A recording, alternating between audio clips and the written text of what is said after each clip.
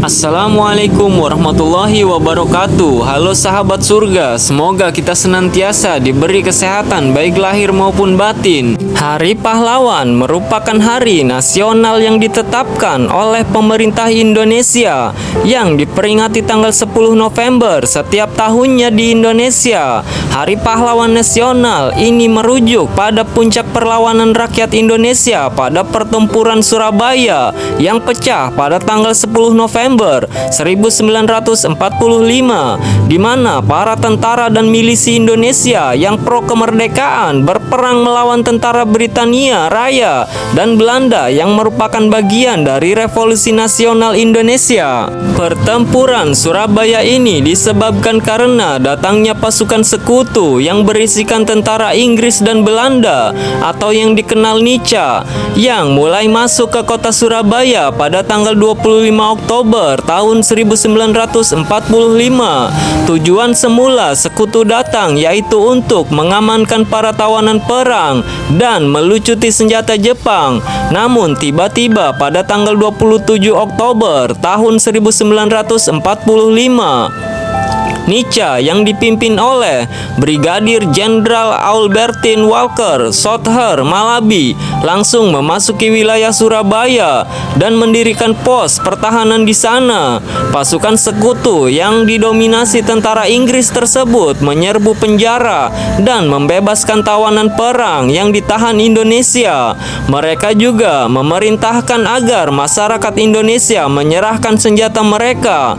Namun perintah ini dengan tegas ditolak oleh Indonesia hingga pada tanggal 28 Oktober tahun 1945 pasukan Indonesia yang dipimpin Bung Tomo menyerang pos-pos pertahanan sekutu dan berhasil merebut tempat-tempat penting. Meskipun terjadi gencatan senjata pada tanggal 29 Oktober, bentrokan-bentrokan bersenjata tetap berlangsung antara masyarakat Surabaya dan tentara Inggris.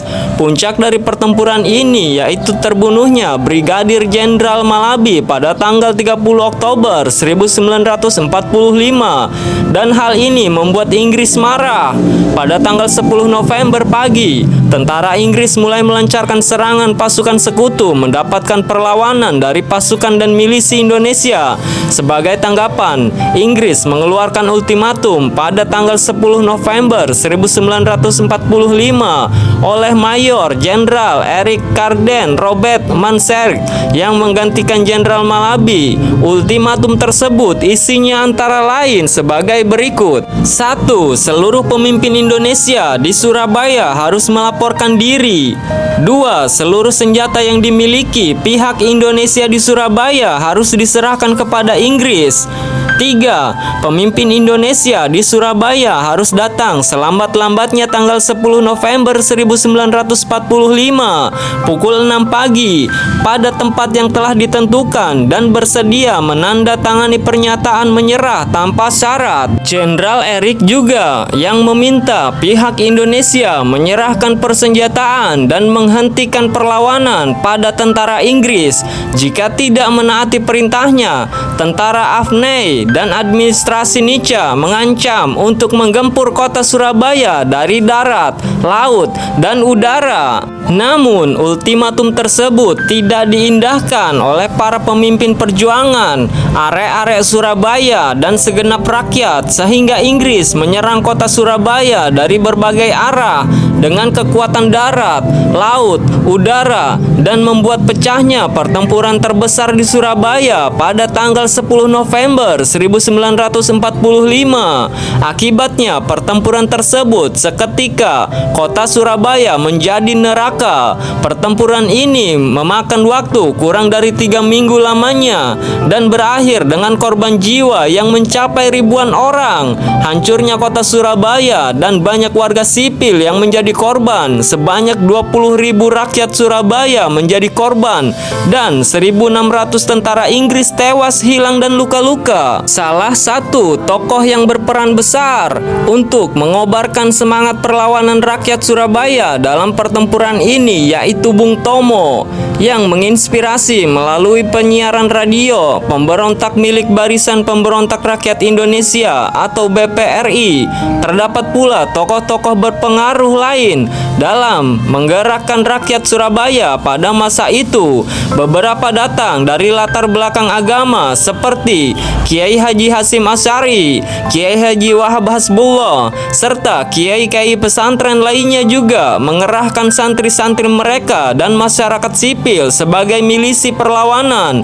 Banyaknya pejuang yang gugur dan rakyat yang menjadi korban pada masa itu membuat kota Surabaya kemudian dikenang sebagai kota pahlawan. Sebagai bentuk penghargaan atas jasa dan pengorbanan para pahlawan dan pejuang untuk mengusir Inggris, maka pada tahun 1959 pemerintah menetapkan tanggal 10 November sebagai Hari Pahlawan.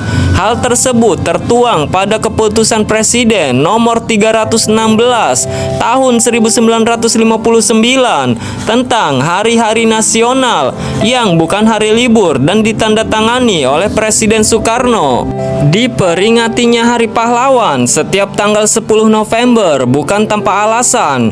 Peringatan tersebut bertujuan untuk mengenang jasa para pahlawan di pertempuran Surabaya pada tanggal 10 November 1945 silam. Selain itu, peringatan ini juga bertujuan untuk mengenang dan menghormati perjuangan para pahlawan di masa lalu.